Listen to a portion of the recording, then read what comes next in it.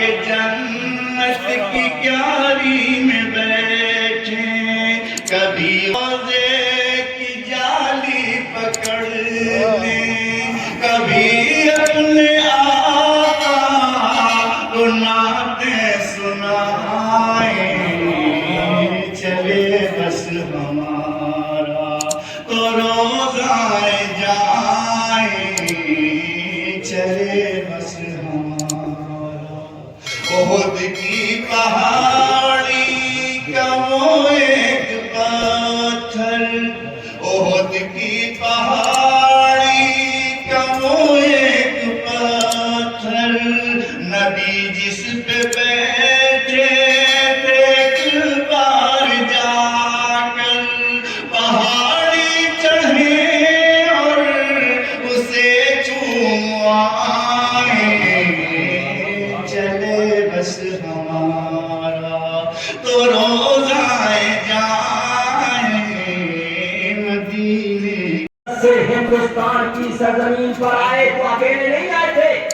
داہنے ہاتھ میں حجر اسود تھا، بائیں ہاتھ میں جنت کی شاخیں، جنت کا پتا تھا، جنت کی شاخیں، جنت کے پتے حضرت آدم نے ہندوستان کی دھرتی پر ڈال دیے، جس کی برکت سے یہاں کے کوئی پودے خوشبو پیدا ہو۔ مصطفیٰ جان رحمت صلی اللہ علیہ وسلم کا نور بھی سب سے پہلے ہندوستان میں نور باہر کیوں نکل آئی؟ حکم دیا تھا اندر بیٹھ جا، تاکہ مولا اندر اندھیرا ہے، گھبراہٹ ہوتی ہے، تب اللہ تبارک و تعالیٰ نے محمدی حضرت آدم کی پشت میں رکھا، شرک میں رکھا، جیسے نور محمد کو رکھا، روح کو قرار آ گیا، روح ٹھہر گئی، روح ٹھہر گئی۔ اللہ سے پوچھنا چاہتا ہوں کہ ہندوستان کی سرزمین پر حضرت آدم سب سے پہلے آئے تو کیا اکیلے آئے تھے؟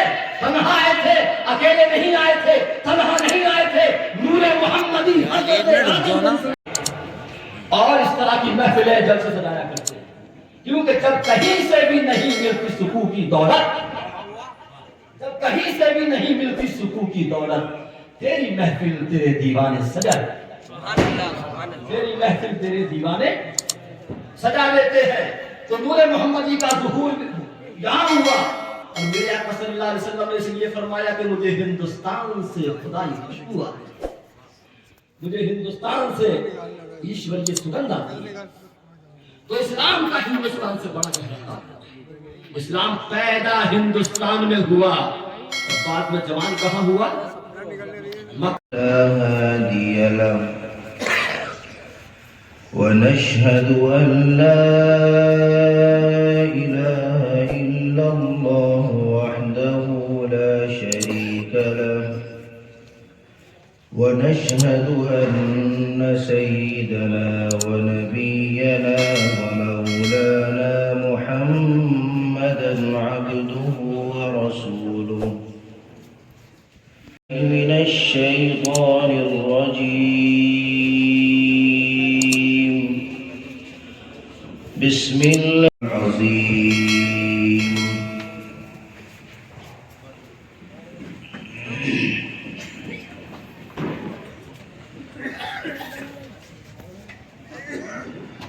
منفعت ایک ہی اس قوم کی، نقصان بھی ایک، منفعت ایک ہی اس قوم کی، نقصان بھی ایک، ایک ہی سب کا نبی، دین بھی ایمان بھی ایک، حرم پاک بھی، اللہ بھی، قرآن بھی ایک، کچھ بڑی بات تھی ہوتے جو مسلمان بھی ایک، فرقہ بندی ہے کہیں اور کہیں ذاتیں ہیں، کیا زمانے میں پنپنے کی یہی باتیں ہیں۔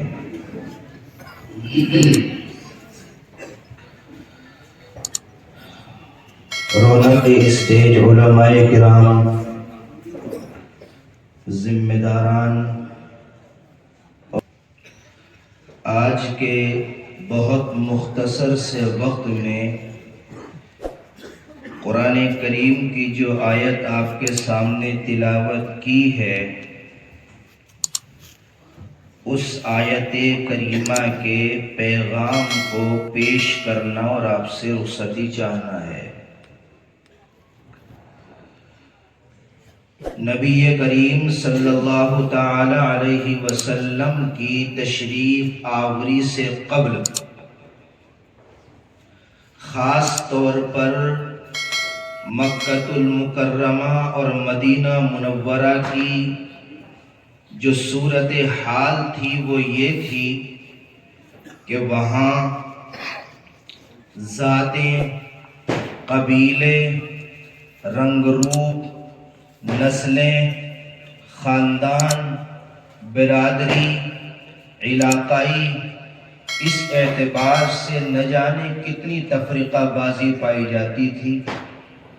گورے کالوں کو پسند نہیں کرتے تھے، طاقتور کمزوروں کو پسند نہیں کرتے تھے، جنہیں ذرا اچھی عربی آتی تھی وہ دوسروں کو حقیر سمجھا کرتے تھے، مرد عورتوں کو کمزور سمجھا کرتے تھے، بڑے قبیلے، بڑے خاندان کے لوگ چھوٹے قبیلوں اور خاندان والوں کو کمزور اور کمتر سمجھا کرتے تھے۔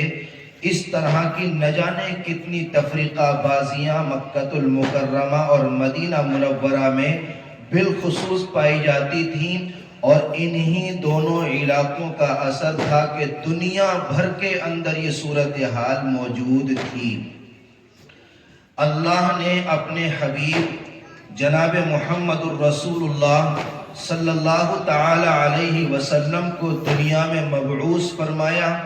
آپ نبی بن کر تشریف لائے تو آپ نے امت کو وہ پلیٹ فارم دیا جہاں نسل کی کوئی تفریق نہیں تھی، جہاں خاندان کی کوئی تفریق نہیں تھی، جہاں رنگ روپ کی کوئی تفریق نہیں تھی، جہاں مردوں اور عورتوں کی کوئی تفریق نہیں تھی۔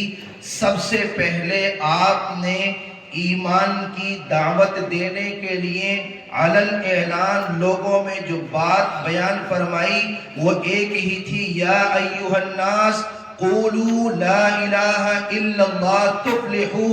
یہ بات یاد رکھو، تم یہ سمجھتے ہو کہ تم گورے ہو اس لیے کامیاب ہو، تم یہ سمجھتے ہو کہ تم بڑے قبیلے اور خاندان کے ہو اس لیے کامیاب ہو، تم یہ سمجھتے ہو کہ تمہاری ذات برادری کا چرچا ہے، ڈنکا بجتا ہے اس لیے تم کامیاب ہو۔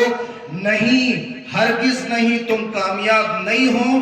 کامیابی کا مدار صرف ایک ہے اور وہ کلمہ طیبہ ہے۔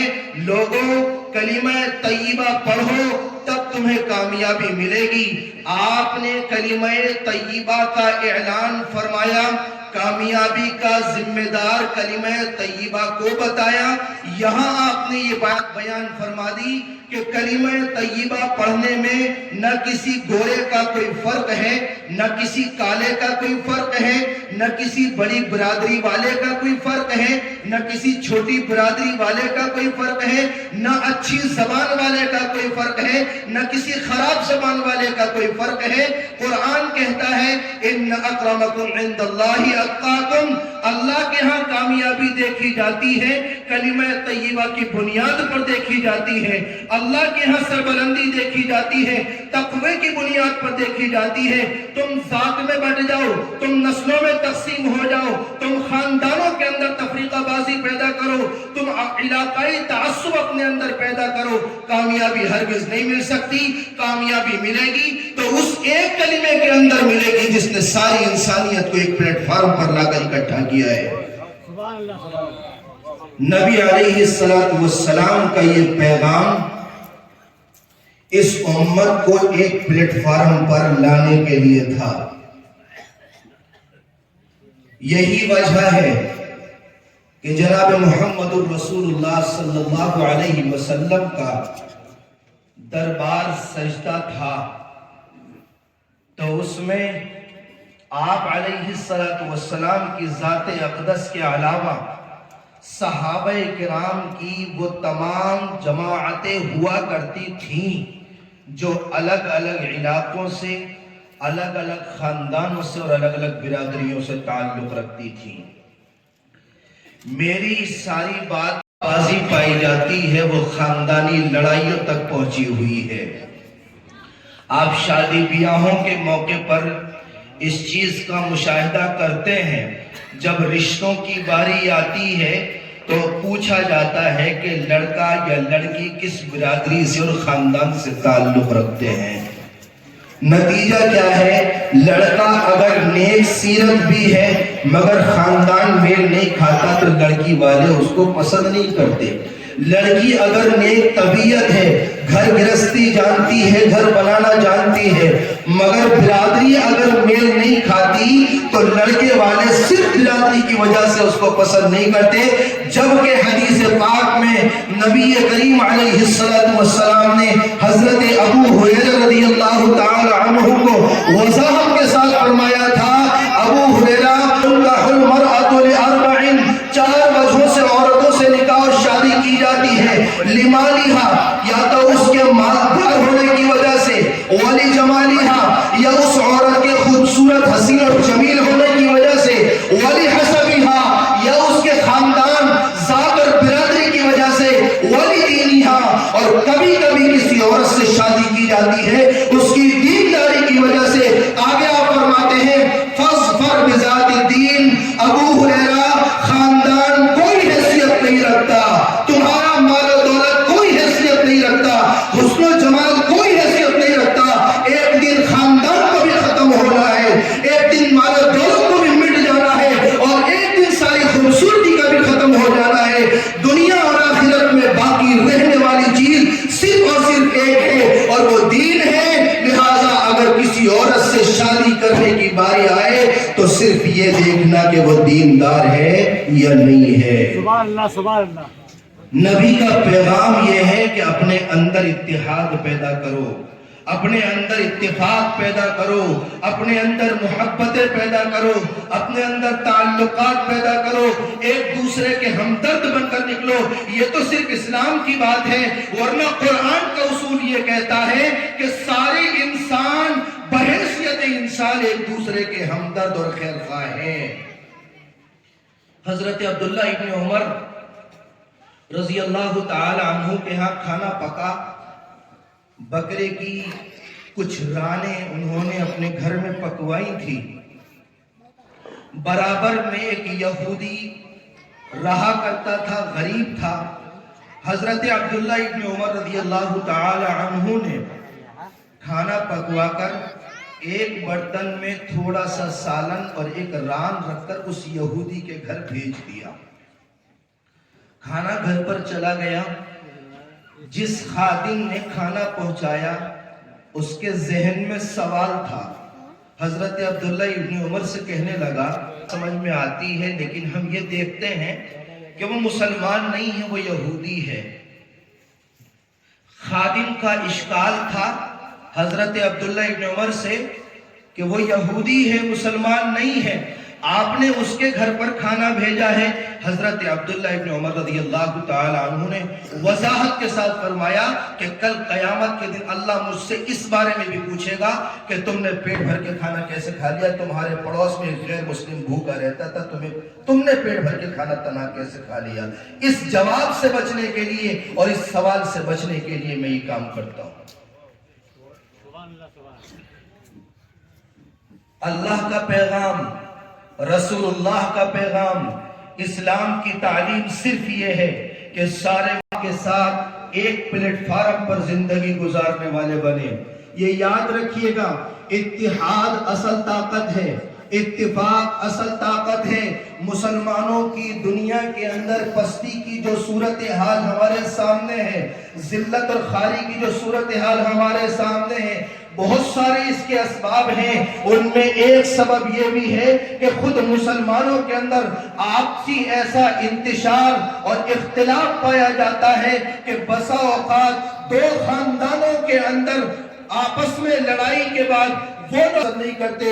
ایک گھر کے اندر رہنے والے ایک علاقے اللہ، اے مسلمانوں، اللہ کی رسی کو مضبوطی سے پکڑو، ولا تفرقوا، اور اختلاف اور انتشار پیدا مت کرو. اللہ کی رسی کیا ہے؟ اللہ کی رسی اللہ کا بھیجا ہوا دین ہے.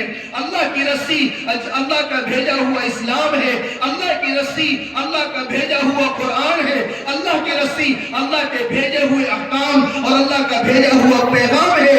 جس نے اللہ کے پیغام کو پکڑا ہے، جس نے اللہ کے قرآن کو اختیار کیا ہے، جس نے اللہ کے بھیجے ہوئے دین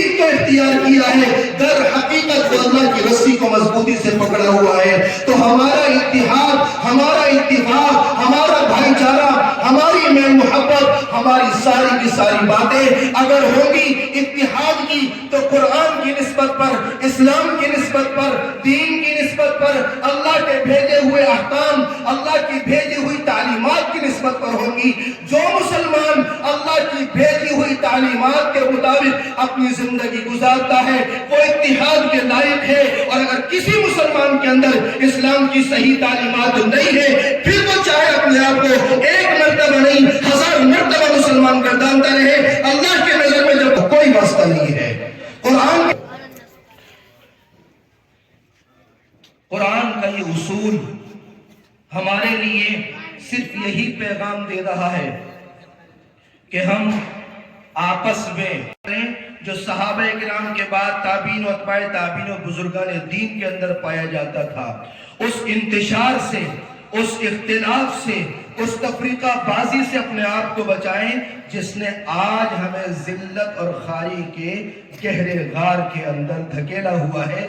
یہ قرآن کا پیغام ہے. وَاعْتَصِمُوا بِحَبْلِ اللَّهِ جَمِيعًا. مسلمانوں اللہ کی رسی کو مضبوطی سے پکڑو، اللہ کے احکامات کو اختیار کرو، دین اسلام کو 100% طریقے پر اختیار کرو، قرآن کی تعلیمات کو اختیار کرو.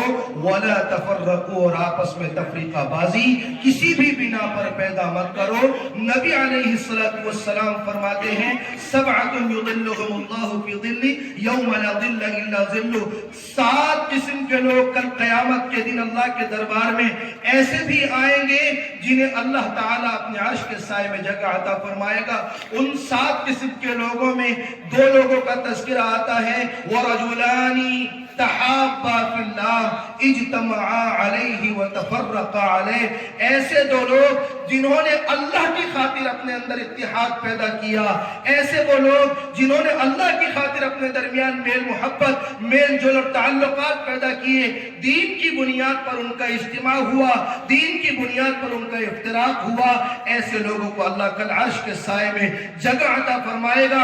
امت کے لیے طاقت کا ایک پیغام ہے، امت کے لیے صرف یہی پیغام ہے کہ وہ اتحاد اور اتفاق کو اختیار کرے، اللہ کی رسی کو مضبوطی سے پکڑے، انتشار سے اپنے آپ کو بچائے. اللہ ان باتوں پر عمل کرنے کی ہم سب کو توفیق عطا فرمائے. وآخر دعوانا ان الحمدللہ رب العالمین. جامع مسجد کے استاد حدیث حضرت مفتی سید محمد سالم صاحب جو ایمان افروز بیان آپ نے فرمایا، اس کے اوپر ہمیں چاہیے کہ آج کی رات جو اللہ سے وعدے کی رات ہے، اللہ سے معافی کی رات ہے، تو اس کا ہم آج اللہ سے وعدہ کریں کہ جو حضرت نے فرمایا کہ ہم آپس میں اتحاد و اتفاق رکھیں گے اور اللہ کی رسی کو مضبوطی سے تھامیں گے، کیونکہ یہ حکم اللہ کا ہے قرآن شریف کے اندر، نہ مفتی صاحب کا ہے نہ ہمارا کسی کا. اللہ کے حکم کو ماننا ہمارا ایمان ہے. اللہ میرے رزق کی برکت نہ چلی جائے، اللہ میرے رزق کی برکت نہ چلی جائے. کئی روز سے گھر میں کوئی مہمان نہیں آیا، 2 روز سے گھر میں کوئی مہمان نہیں آئے. شیر کے خالق انٹرنیشنل صوفی مشن کے چیئرمین اور بانی، مشہور و معروف شاعر ڈاکٹر ماجد دیوبندی سے میں درخواست. امروہہ قرب و جوار سے تشریف لائے ہوئے عاشقان رسول، ایمان کی علامتوں کے تاج محل کی روشنیوں کے ترجمان، مسلم کمیٹی امروہہ کے ذمہ داران، خواتین و حضرات، السلام علیکم ورحمۃ اللہ وبرکاتہ. میں نے آپ کو سلام کیا ہے، کچھ ادھار نہیں مانگا ہے. السلام علیکم ورحمۃ اللہ وبرکاتہ. وعلیکم السلام ورحمۃ اللہ وبرکاتہ. حضرات درود شریف پڑھ لیجیے ایک بار، بآواز بلند پڑھیے نا. اللہم صلی علی محمد میرے لیے بڑی مسلم کمیٹی کا اپنے کو حصہ سمجھتا ہوں. آج قابل مبارکباد ہیں تمام مسلم کمیٹی اور امروہہ کے تمام سامعین کے خطیب الہند، خطیب البے مثال،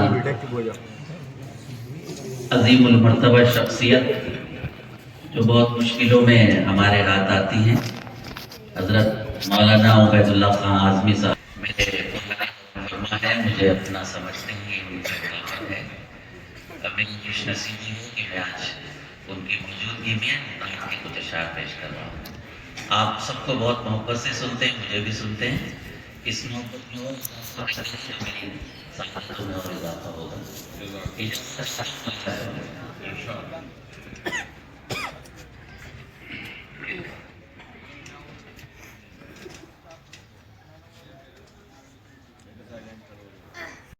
ہم پر احسان کر دیا ہے، کتنا بڑا یہ ہم پر احسان کر دیا ہے. احسان کر دیا ہے اللہ نے عطا جو قرآن کر دیا ہے. ہم پر احسان کر دیا ہے اللہ نے عطا جو قرآن کر دیا ہے. اللہ نے عطا جو قرآن کر دیا ہے. ابھی ہمارے علماء کرام قرآن کر دیا ہے. منبر رسول کا ہے، ہونٹوں پہ بد کلامی، ہونٹوں پہ بد کلامی.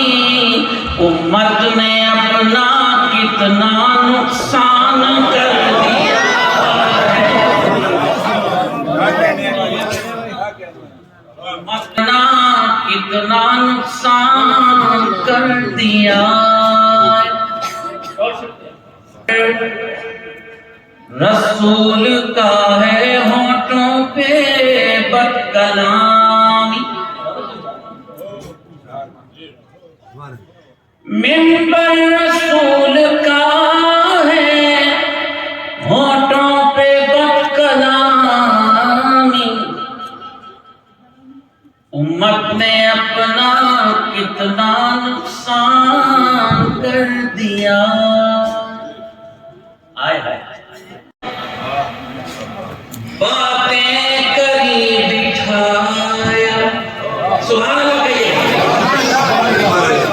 معراج پر 4 بار آقا علیہ السلام تشریف لے گئے. معراج عشق دیکھیے اللہ میاں کا بہانے بہانے سے بلا. سبحان. امت نے اپنا کتنا نقصان کر دیا ہے. معراج پر بلایا، باتیں کری بٹھایا. معراج پر بلایا، باتیں کری بٹھایا. یعنی عظیم لفظ مہمان کر دیا ہے. یعنی پہلا مہمان، پہلا میزبان، جو پہلا مہمان ہوتا ہے. معراج پر بلایا، باتیں کری بٹھایا. یعنی عظیم لفظ مہمان کر دیا ہے. کتنا عظیم ہم پر احسان کر دیا. ہے آقا جب اس جہاں سے کیا قیامت تشریف لے گئے ہیں. آقا جب اس جہاں سے، اس حادثے نے سب کو بے جان کر دیا. اس حادثے نے سب کو بے جان کر دیا. نام کا ہر شعر اچھا ہوتا ہے. یہ شعر مجھے زیادہ اچھا لگتا ہے، میں دوبارہ پڑھتا ہوں. وہ تکلف ہے. نعرہ تکبیر. اللہ سلامت رکھے. اللہ نے عطا جو قرآن کر دیا ہے، تشریف لے گئے ہیں آقا جب اس جہاں سے. تشریف لے گئے ہیں آقا جب اس جہاں سے. اس حادثے نے سب کو بے جان کر دیا ہے. اس حادثے نے سب کو بے جان کر دیا ہے. آیت اللہ کی قرآن کا ایک حصہ پیش کرتا ہوں. محبوب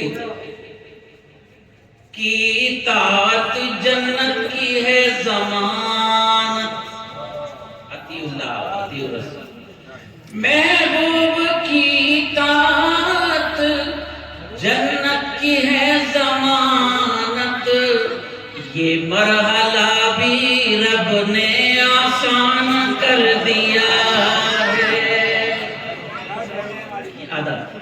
محبوب کی اطاعت جنت کی ہے ضمانت. محبوب کی اطاعت جنت کی ہے ضمانت. یہ مرحلہ بھی رب نے آسان کر دیا. صدیق ہو عمر ہو عثمان ہو یا علی ہو، منصب خدا نے ان کو پہچان کر دیا ہے. منصب خدا نے ان کو پہچان کر دیا ہے. کتنا بڑا یہ ہم پر احسان کر دیا ہے. اللہ نے عطا جو قرآن کر دیا ہے. کیسی لگی نعت؟ ذرا نعرے سے بتائیے. نعرے تکبیر. بہت شکریہ.